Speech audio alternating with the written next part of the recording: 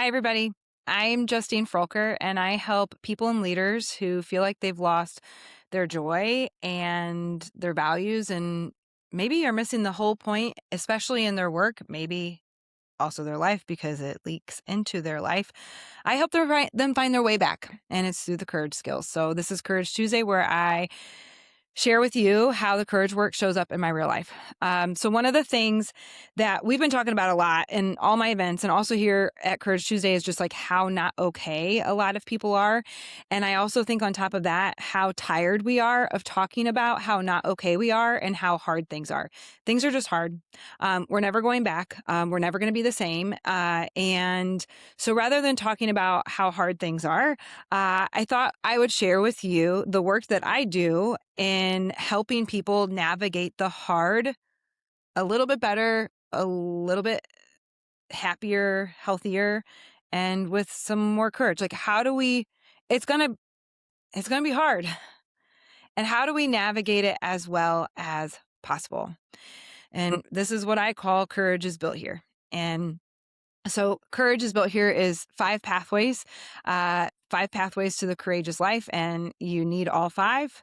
There's really nothing to cut, and it's maintenance, and it is a pain in the ass, and it's hard work, and it's letting go, and it's surrender, and it's doing the work to really live as who you were created to be and in the most courageous way possible.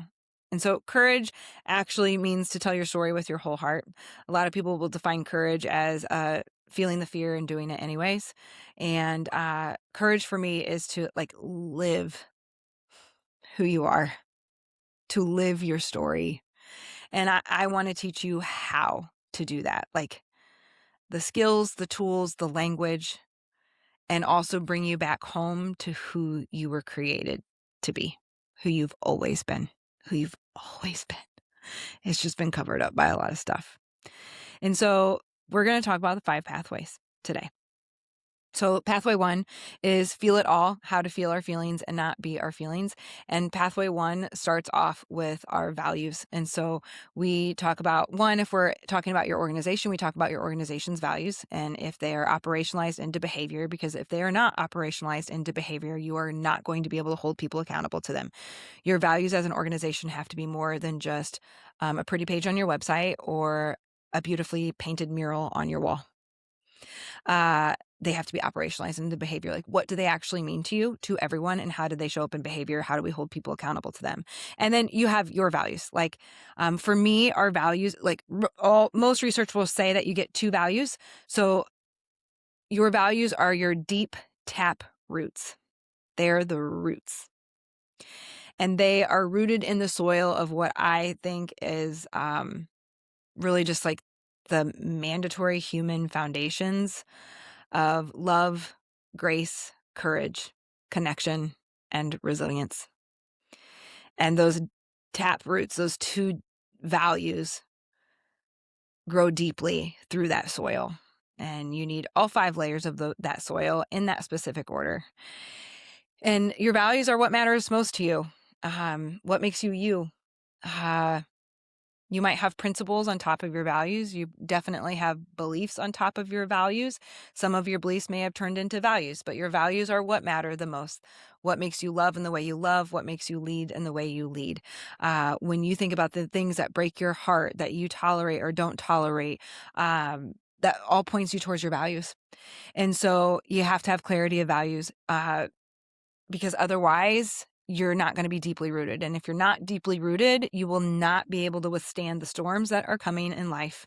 And you definitely won't be able to bear much fruit, not good fruit. And so we start pathway one with our values. I actually do have my full values lesson available on my online platform. So it's about an hour. If you pause it and actually do the work, it's probably going to take you about 90 minutes to get through it. But so obviously self-paced, virtual, and it's there whenever you want it. So we start pathway one, feel it all, with your values, because in order to feel well, you have to have deeply rooted values. And then, of course, we talk about emotional well-being, and we spend a lot of Courage Tuesdays talking about emotions, staying regulated, to respond to your life and not just react, which is really hard some days. I mean, last week's Courage Tuesday did me in. I've been trying so hard not to curse, especially the F word, and things have been dark and hard. And so it's been flying out of my mouth more. And it used to actually help my brain. It would release it, except now it just feeds the dark. And I yelled at those poor cute dogs. My frustration got me. It got me. And so I had to get it all regulated again. It didn't last very long. It was loud though. And it wasn't cool. It wasn't cool at all. And so what helps you stay regulated? How are you feeling? Do you have the language to what feelings are? And do you have all of the different feeling words? How does it show up in your body? How does it come out of you? How do you cope with it? How do you move your body so that it moves through you? So of course we spend a lot of time in Pathway 1 talking about emotions and how to feel them well. And so that's Pathway 1. Pathway 2, I call Embody Again. The 11 years that I taught Brené's work, I really was, I felt that we weren't talking enough about how do people care well for themselves, because the more spaces I was in, especially in the workplace, I realized how very little people care for themselves. So the big question for Embody Again, Pathway 2, how to take care of ourselves, is how do you show up and follow through for yourself? Because I already know that you're probably doing it for everybody else in your life. And my question is how do you show up and follow through for you? Because you can't give what you don't have. It's not possible. It's not possible. Love, care, forgiveness, trust. Can't give what you don't have. So how do you meet yourself well first? And so we talk about a lot of things in this pathway, things like routines, the human obligations of eating and sleeping and drinking water and moving your body, of awe and wonder and delight, play, vagus nerve work, central nervous system work, all of these things. So it's a quick stop for a lot of my events. Even in the full curriculum, it tends to be a quick stop. And it is, I have found, one of the most important. It's why it's Pathway 2, because if you're not caring well for yourself from a place of your values and feeling your feelings well, you won't be able to move forward in the courageous life. Pathway 3 is Be Fully You, how to show up authentically. So in this pathway, we talk about vulnerability. We talk about how you cannot, it's impossible to be truly authentic and real and vulnerable or courageous without vulnerability. Like, courage does not exist without vulnerability. I am kind of uncomfortable all day, every day, because I choose to live with and alongside and in vulnerability, because I know that's where courage lies. And I do. I have this inability to fake it. I really do try to and hope for and pray that I am exactly as you expect me to be because of you've watched a video or because you've read my work online. I don't have it in me to just give you a really fake, like, I'm fine. Like, I don't have it, because what I have found is that when you show up as all of who you are, doesn't mean unboundaried. Like, you still need to be boundaried, especially in some spaces. Some spaces are not going to be safe enough or brave enough for you to show up as all of who you are. And so that means you got to pull in your boundaries. I don't need you to self-protect, though, because that just pushes people away and disconnects. And we're not made for disconnection. We're made for connection. And so more times than not, when you actually show up authentically and show spaces and people real, which we are more desperate now for than ever before, like, we're so desperate for real and authentic, they will, more times than not, show you who they are. And now you're in it together and all your humanity. And that's what we were made for. We were made for connection. Even those of us who are introverted, made for connection. And so when we choose to be authentic with one another, we get to walk one another through it and home. And so that's just what this life is about. We also talk about self-compassion. You'll have to come to the full training to get that full lesson from me. Kristen Neff is also a great researcher when it comes to that. So that's Pathway 3. Pathway 4 is a very large chunk of the full curriculum, especially. Pathway 4, I call Love Others Well, how to relate with, how to relate to, live with, and lead others well. And it's okay if the words love is too squishy for you, especially if like you're doing this for work or things like that. And I always say that in every event that I'm in. Like, it may not be love for you. For me, it's love. One of my values, though, is love. Like, I love people. I love them. I love them so much. And I like, it is love. For you, though, you might, especially when it comes to work, you might need to shift it to like care, dignity, respect, common humanity. That's totally fine. Here's the bottom line, though. I hope that you care about the people that you work with. Like, even if they're not really your people, like, even if you don't click, like, they're not your best friends, that's fine. Not everyone's supposed to be your best friend. I hope you care about them, care about their well-being, that you know you're part of a team and a culture with a shared mission. Like, plus you spend more time with them awake than you do at home with the people who love you the most. Like, I hope you care about them. So love others well is a large chunk, and it's lots of skill sets in the full curriculum. Depending on the workshop that you bring me in, we might cover one of these. We're gonna start covering pillars of the full curriculum at Monarch Meadows, and some, I think, Friday morning workshops here coming up. There is So we start with, in this pathway, we start with shame. So we have to recognize how shame shows up in us, how it comes out of us, and then how it shows up in all of our relationships, because that is disconnective tissue. It severs connection. And in order to lead and love others well, we have to be in connection. Like, so much of this work is about turning toward one another, which means you have to turn toward yourself first, which is why we started at Pathway 1. So we do shame resilience work. Then we talk about empathy, how to sit beside and seek to understand other people well, not to make excuses for them, not to be so empathic for one group that you completely disregard another group. That's toxic empathy. Not to only have empathy and no accountability, because that's avoidance, and not to have accountability without empathy, because that's often cruel. So we literally learn what is empathy, and in the full curriculum, we practice it. And so what's that look like, especially in leadership and in the workplace, but also just like at home and at your dinner table and with the people that you love and your family that you're struggling to understand, maybe extended family, maybe especially.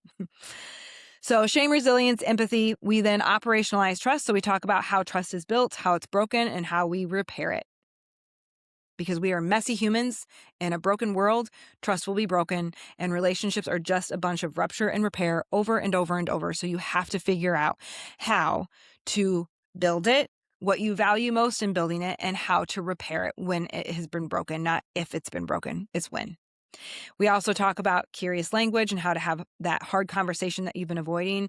I would say that almost every single person I come across in my events they have one conversation that they're avoiding. And the unspoken is never benign. The more you don't say something, the more it just festers and owns everything and everyone. So we practice hard conversations in the full curriculum, especially. And then we talk about feedback, of course, because feedback's a really big thing, especially in the workplace. And I guess in social media, because we definitely get a lot of unsolicited feedback there. But how do you improve? I want to get better at my job. So I ask for feedback, right? So how to deliver feedback, how to receive feedback in a courageous way from your values. So that's Pathway 4. And then, of course, we have Pathway 5, which is I call Do the Work.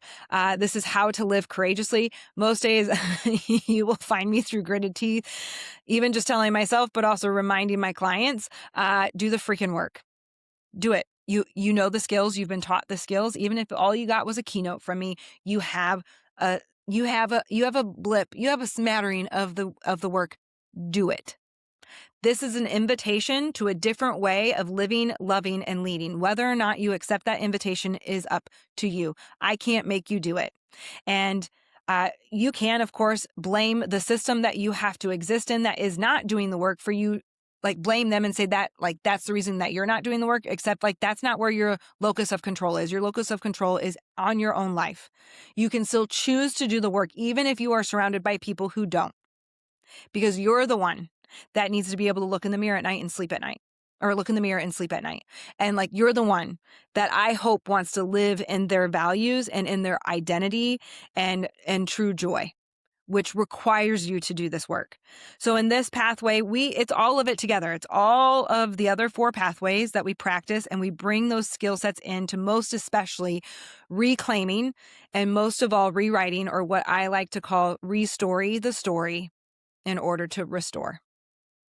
Um, so much of this for me is restoration work. I love restoring land and buildings and people into who they always have been. They just got lost along the way. And so we take the stories that we make up and the things that we've convinced ourselves, basically the lies that you have believed, some of them over very little things, small t traumas, as we would say, that you wouldn't think anything of, all the way up to those really, really hard things, the toughest seasons of your life, and some of the really hardcore beliefs that you have come to believe that are really lies that you have agreed to or been allowed like you've allowed them to be spoken over you, you've contracted with. We restory them. And I teach you how to do that so that you can really take this muscle captive, this brain that is wired for safety and comfort.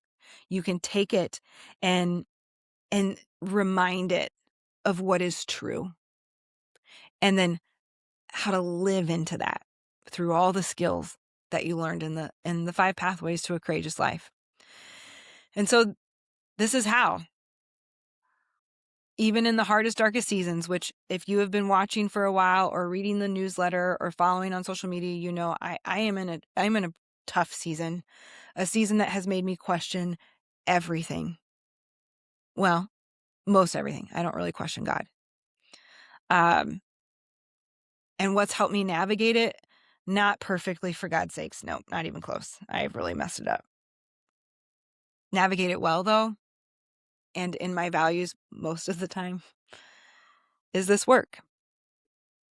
It it's kind of it's part of the foundation that helps me. Um, some weeks survive it. I would say most weeks, even if it doesn't feel like thriving through it, it is thriving. It doesn't mean it's not dark or hard or maintenance, because it is maintenance.